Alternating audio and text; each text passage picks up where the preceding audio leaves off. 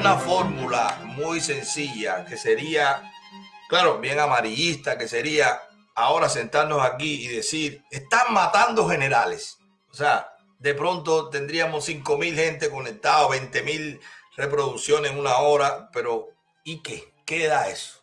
Nosotros preferimos, antes de irnos por lo simple, por lo que se ve, pues nosotros preferimos investigar un poco, llamar a Cuba, hablar con gente de aquí que conoce, que fue militar o que conoce o que tiene cercanía o que tuvo, y recaudar un poco opiniones sobre eso, de qué es lo que está pasando con estas muertes de los generales. Bueno, el 17 de julio supimos que el general Agustín Peña, el jefe del Ejército Oriental, había muerto. El 20 de julio, el general Marcelo Verdesia, que fue incluso escolta de Fidel, pues también murió. La gente, ya van 2 generales en menos de 3 días. El 24 de julio, el general Martínez Puente, que fue, general Martínez Puente fue jefe de la base de San Antonio. O sea, la base de San Antonio es la base aérea que cubre la capital y una de las principales bases aéreas del país. O sea, a él se vincula también con haber dado la orden para que derribaran los aviones de mano a rescate. Bueno, en ese momento era el jefe de la base donde salieron los aviones que fueron a interceptar eso. Por supuesto, yo dudo que eso haya sido una orden de él. Él habrá dado la orden, pero a él le dieron la orden de que la dieran. Bueno, pero el 26 de julio anunciaron, creo que fue en Radio Reloj, que el general Manuel Eduardo Lastre había muerto. Hoy se filtra la información, todavía no lo ha dicho el régimen, no sé, a esta hora no lo había visto, no lo había escuchado del régimen, pero ya se maneja la información de que murió el general Armando Choi, como le decían, el chino Choi, que estaba en Villa Clara, era el coordinador del grupo de historia de los combatientes. Y lo dijo la Universidad de Santa Clara. ¿Ok? Bueno, por ahí es que se sabe, ¿no? Ustedes saben que el jefe del departamento ideológico del Partido Comunista de Cuba, Rogelio Polanco, ustedes saben que de ahí sale toda la propaganda. ¿Querrá el régimen enviar una señal que está pasando algo con el generalato en Cuba? ¿Querrá que nosotros nos confundamos y pensemos que hay una especie de insubordinación o de movimiento entre los principales jefes? Yo no lo creo. Yo pienso que, a diferencia de general Agustín Peña, que es una persona bastante joven para el cargo en el que estaba, los demás son generales ya mayores, con muchísimo tiempo al servicio de las Fuerzas Armadas y que murieron de vejez. Hasta ahora es lo que sabemos. No creo que ninguno de los tres, ni general Martínez Puente, ni general Manuel Lastre, ni el general Armando Choi, hayan tenido poderes reales como para comandar una tropa que fuera un peligro. No lo creo, o sea, es lo que me parece. Ni general Marcelo tampoco, no lo creo. El general Peña sí era jefe del Ejército Oriental. Él sí lo creo. Pero lo que sí yo creo es que en sustitución de estos generales ya no están en Cuba los primeros oficiales, o ya están muriendo la generación de primeros oficiales que más cercanía tienen o tenían con la familia Castro. Están muriendo. ¿Y quiénes están llegando? ¿Cómo piensan estos nuevos primeros oficiales? ¿Cómo se educaron? ¿Siguen pensando en el sacrificio? ¿A cuántas guerras fueron? A la sierra, por supuesto, ya no fueron. Porque no es lo mismo un general de grado que un general de tropa. El general Agustín Peña era un general de tropa, activo, el jefe del Ejército Oriental de Cuba. Que vamos a ver más adelante la importancia que tiene el Ejército Oriental en Cuba. Así que, para mí, la señal es que, así como ideológicamente el régimen se ha quedado sin base, se ha quedado sin seguidores, porque en Cuba ya nadie quiere el comunismo, nadie, ni los mismos comunistas quieren el comunismo, porque no funciona. Y después del 11 de julio más, pero así como ideológicamente el régimen se ha quedado vacío, sin fundamento, sin zapatas, sin columnas, así se está quedando con los cuadros, así se está quedando con los jefes militares, así se está quedando con los más fieles, con los más sacrificados, con los que no tenían ropa de civil. O sea, señores, esto es una generación de generales que cuando se jubilan tienen que salir a comprar ropa, porque esa gente tenía calzoncillo verde, camiseta verde, media verde, bota y ropa verde. 4 o 5 pantalones. Lo pueden decir cualquier hijo, sobrino. Yo lo sé, se lo he dicho. Mi familia es de militares. Por parte de padre, mi familia es de militares. Y sé cómo es esa generación. Y sé cómo es a ese nivel esa generación. Así que esas personas ya estén muriendo es que también se está quedando vacío las columnas que sostienen a esa familia que está ahí arriba, que ya solo la está sosteniendo el interés de la mafia que la rodea, por supuesto, comandada por ellos. Ya solamente es el interés económico, ya ahí no hay ideología, ya ahí no hay lealtad, ya es lealtad por conveniencia, pero no de ahora, de mucho tiempo. Y ahora lo estamos viendo. ¿Y por qué yo hago énfasis en esto? Porque no podemos confundirnos con lo que nos quieren mostrar, porque ellos están muy nerviosos y una de sus principales armas es la desinformación, es la manipulación, es la cortina de hierro. Por eso quitan internet, por eso no dejan que hablemos, por eso no dejan que estos videos lleguen. Así que para mí sería un error tomar cualquier tipo de actitud o de estrategia o de táctica pensando que la muerte de esos generales dan señales de que hay una insubordinación, al menos con la muerte de ellos. Yo no lo tomaría así. Hay otros oficiales de menor rango o hay otros generales más jóvenes y ahí entonces es en lo que yo me enfocaría.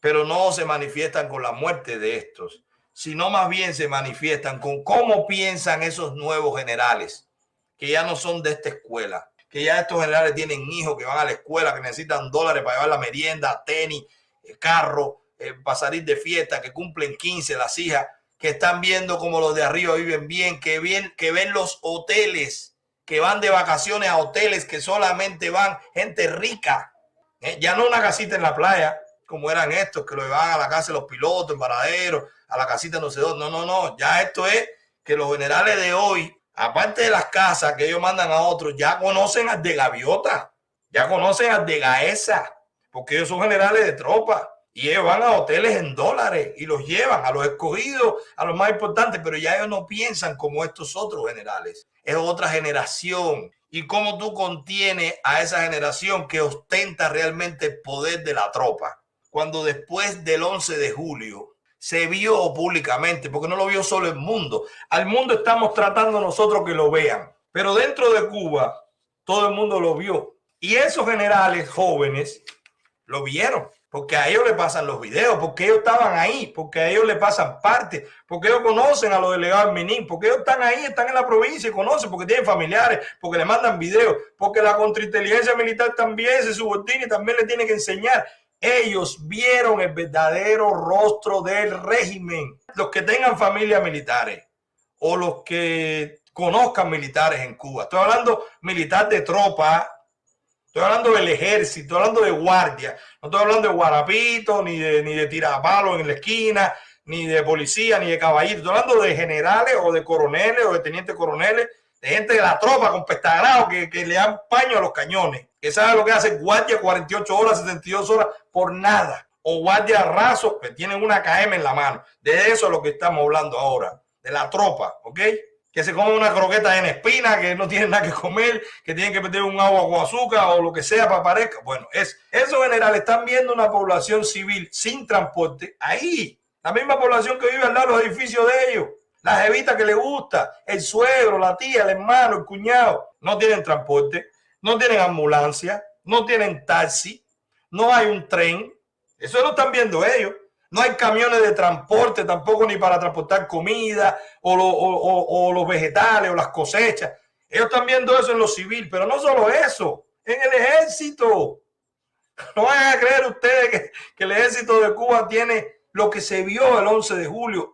El ejército de Cuba hay gente que anda en guasabita rusa, pasando calor, todavía lo hay, que tienen camiones crash, sí, 130, que es una locura, andar con una rueda así, tienen que sacarlo y limpiarlo, volverlo a limpiar, porque esa es la técnica, ese es el armamento.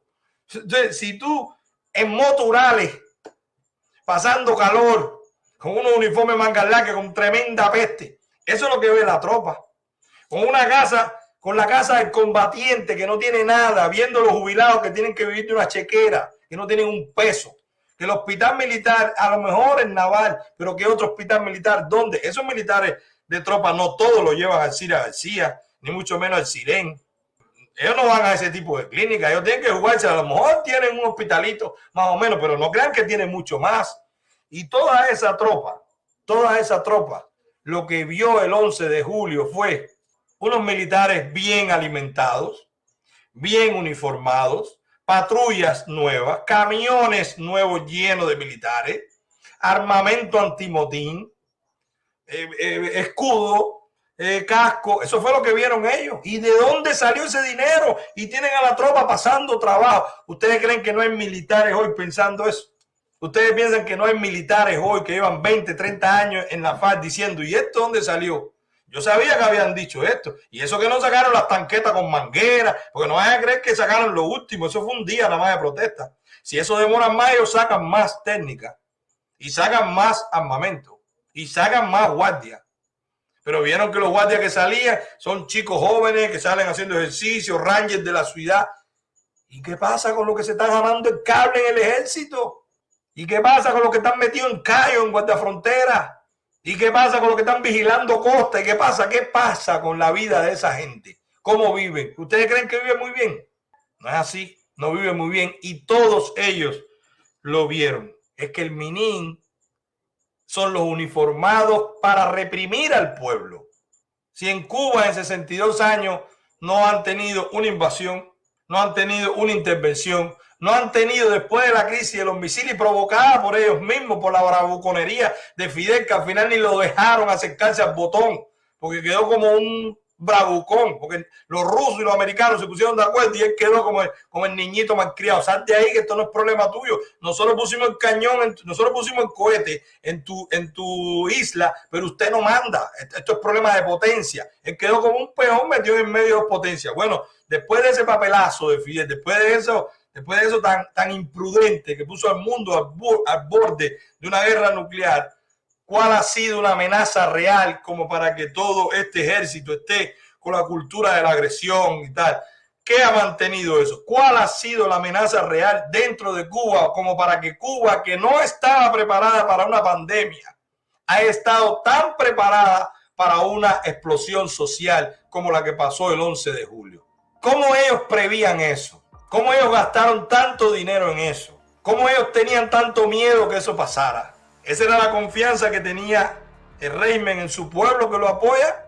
¿O eso es lo consciente que está el régimen de que ese pueblo lo apoya, chantajeado por el terror? Entonces yo pregunto ahora, si esta conclusión, errónea o no, la podemos sacar nosotros en esta modesta plataforma, ¿en qué se basa o en qué se basan los asesores del presidente Biden para sancionar al ministro de las Fuerzas Armadas, general López Miera? Y voy a decir por qué digo esto, en qué se basa. Si los Estados Unidos ya ha dejado claro, aún se sigue diciendo que nos olvidemos de la palabra intervención, y si nosotros los que vivimos fuera de Cuba no tenemos la capacidad real de movilizarnos, crear una fuerza armada e ir a Cuba a defender a Cuba de esa ocupación que tiene Cuba por la familia Castro, porque en Cuba lo que hay es una ocupación de la familia Castro.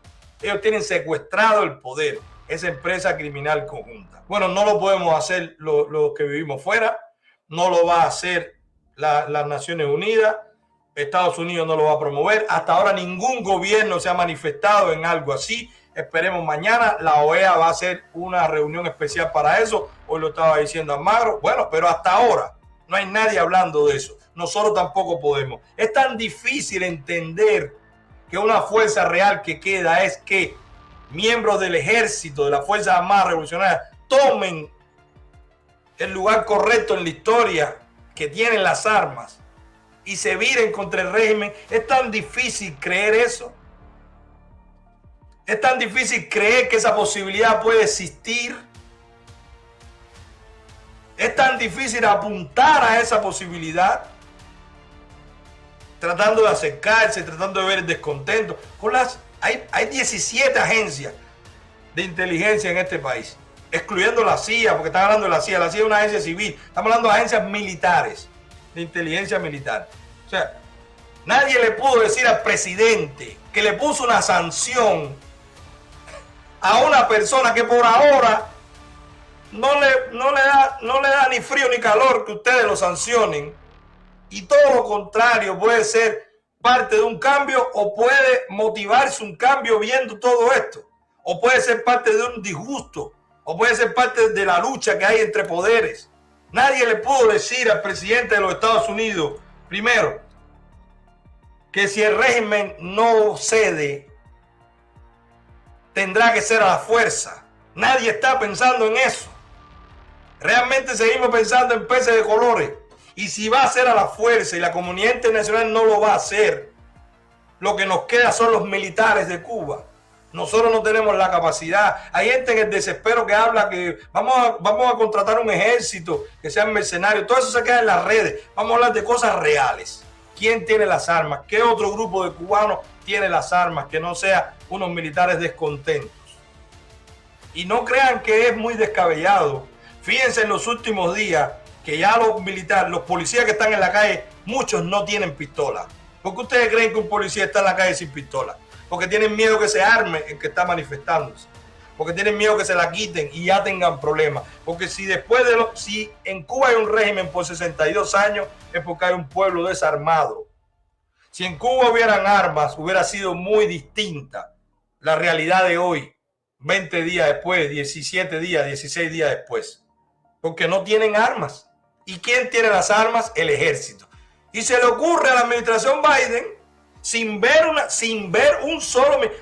acción del ejército cubano, no hubo una acción del ejército, no hubo una acción de la FARC que reprimiera eso, fue el MININ. Entonces, sin ver, no vamos a sancionar al ministro de las Fuerzas Armadas. Yo no estoy diciendo que General López Miera se vaya a virar contra Raúl. Yo creo que es una persona muy leal y que por algo lo pusieron de ministro de las Fuerzas Armadas. Pero yo estoy diciendo que si algún general pensaba hacerlo, y estas son las señales, ¿qué va a pensar ahora? ¿A quién se le va a ocurrir si no voy a tener, si a quien pudiera hacerlo, si a quien pudiera pensarlo, si a quien tiene todas las tropas lo que hacen es sancionarlo? ¿Qué va a pasar conmigo que tengo que pelear contra otros militares? ¿Qué repercusión puede tener para él? ¿Quién se perjudica con eso? ¿Quién se perjudica con que sancione al ministro de las Fuerzas Armadas de Cuba? Busquen. Hasta ahora no se sabe ni si tiene familiares fuera, ni si tiene negocio en otro país. ¿Quién se beneficia? El régimen. ¿Y por qué se beneficia el régimen? Porque miren la campaña. Primero tenemos 5 generales muertos en 10 días y después tenemos una sanción del gobierno de los Estados Unidos al ministro de la FARC. Eso es terror por todos lados. O te mueres dentro o te sancionan fuera. Eso es lo que puede estar pensando un militar hoy. Un militar con tropas. Un militar que puede decir, yo me alcé. Yo creo que el propio López Miera, si en algún momento dijo, esto no es por lo que yo peleé, o yo nunca pensé que iba a haber a cubanos cayéndole a tiro, a piñazo y a palo a otros cubanos, si él lo pensó, si le vino a la mente, si se iba a inmolar el gobierno de los Estados Unidos, lo enfriaron. Le mataron el pensamiento con esa acción. Y ahora les voy a decir por qué. En Cuba hay 3 ejércitos, o está dividido el ejército en 3 partes, que son 3 zonas geográficas. Está el ejército occidental, está el ejército central y está el ejército oriental. Sería tan difícil por la inteligencia militar norteamericana entender que el ejército occidental es extremadamente difícil que tome cualquier iniciativa. Primero está en el centro del poder porque tiene la capital, después ahí están todos los organismos, después ahí están todos los militares de alto rango, después ahí está el partido, está la contrainteligencia, está todo el poder, está todo el dinero, está toda la buena vida, están todos los recursos, está la discoteca, están los hijos, está el carro. Ahí no estamos pensando en virarnos. Es más difícil que se piense en virarse en el ejército occidental. ¿Ok? El ejército central está en el medio de 2 ejércitos. Si se viran, lo aplastan. Por un lado al ejército occidental y por otro lado al ejército oriental. Y además la mayoría de su territorio es llano. Muy poca posibilidad. Ahora el ejército oriental, más alejado del eje del poder, donde la población está más empobrecida, más maltratada, donde se ha visto que la gente vive súper mal y esos militares de tropa conviven con ellos.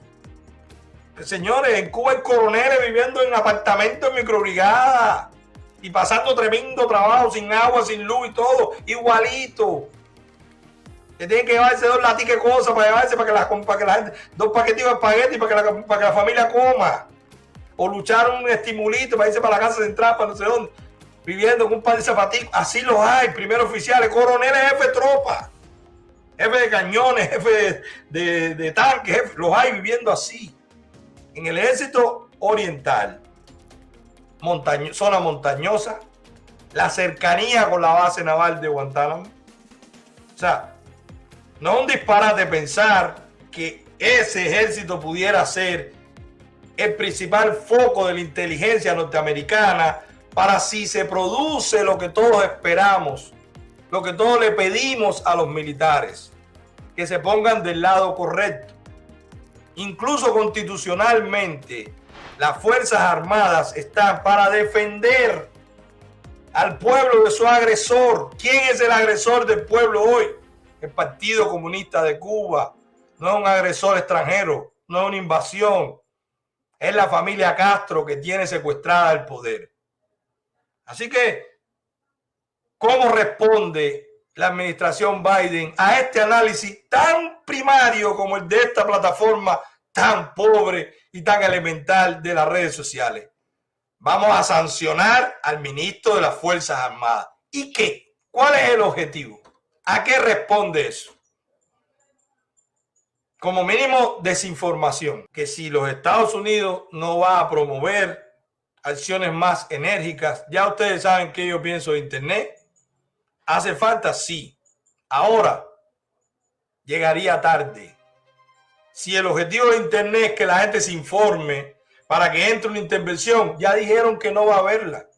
Si el objetivo de Internet es que la gente se informe para que se comunique y se organice y pueda salir mejor, habrá una masacre. Si no tenemos a los Estados Unidos promoviendo eso, si no tenemos a los militares cubanos pensando hacer lo que le corresponde, que es defendernos del opresor, que es el régimen, no es un invasor extranjero, pues seguimos pensando que nos va a tocar a nosotros. Sí nos va a tocar a nosotros, a lo mejor no será desde Estados Unidos, a lo mejor será desde otro país, no lo sé, pero el régimen ya ha dado demasiadas señales de que no va a ser a las buenas, de que no va a ser por diplomacia y de que no va a ceder, que va a ser cruel, que va a reprimir, que va a encarcelar, que va a maltratar, que nos va a poner a pelearnos entre nosotros, cubanos con cubanos, que defiendan, que no defiendan, pero que va a hacer todo lo posible, ya no solo por el que se está muriendo de Virán, sino por los que van quedando, por los herederos. Y seguirá esa dinastía hasta que nosotros se lo permitamos. No creo para nada que sea una señal de que los últimos 4 hayan sido parte de una insubordinación, de que algo está pasando con esos militares retirados. Sí creo bastante sospechosa la muerte del general jefe del ejército oriental y creo un paso fallido, estratégicamente erróneo del gobierno de los Estados Unidos en este momento, sancionar sin ton ni son, sin ningún tipo de, como para complacer a alguien, porque no va a tener ninguna repercusión ni para nosotros, ni para General López Miera, ni para el régimen. Bueno, para el régimen sí, va a mantener unos primeros oficiales asustados de que no tienen en quién confiar, aunque se viren. ¿Con quién contarán? Porque nadie va a querer una guerra entre todos los ejércitos.